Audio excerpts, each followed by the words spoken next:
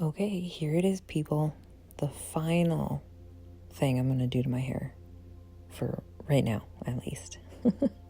I am going to actually tone it properly after 4 bleachings. But first, I'm a little hairy, so let's get the sides and back cleaned up here. And I think I use a Samsung or a Panasonic. I don't know, it's a wireless buzzer. I've had it for a few years now. I think it was like $30 or $40. It's definitely been paid off. I use it like every 2 weeks, and it still cuts very nicely. If you keep your blades nice, you don't have to change them, right? You just like clean out the hair, oil them, and yeah. It's always tough getting the back left corner of my hair. I usually have to check it out with a second mirror and see what's going on there. But this time I didn't. I just winged it.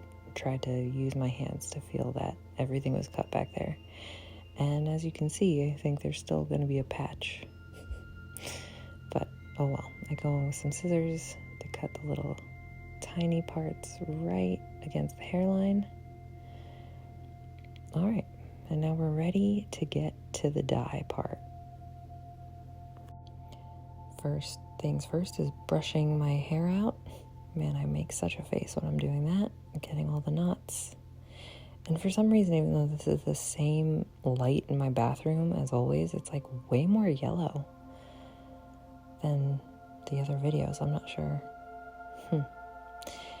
Anyway, but I'm just going to separate my hair into 2 parts and start with the side that I usually wear underneath.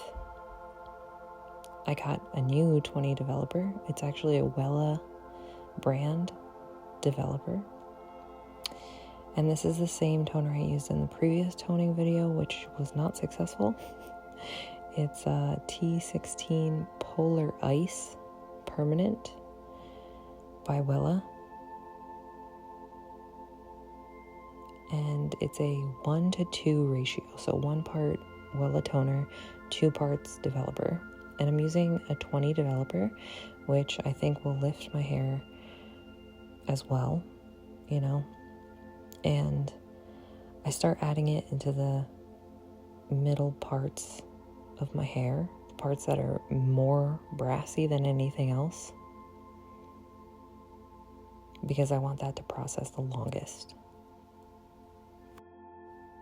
And this is always not the greatest solution, but I always am tempted to do it and then do it, is dip the ends of my hair directly into the dye bowl. So like whatever's in there gets completely saturated and up the hair follicles. Oh, and I just realized I'm doing this voiceover while my phone is on night shift, which makes the color of my phone screen like a little bit warmer, so it's not as bright in the darkness. That's why the color looks so off to me right now, because my family is sleeping in the other room, and I'm trying to do this voiceover while they're conked out.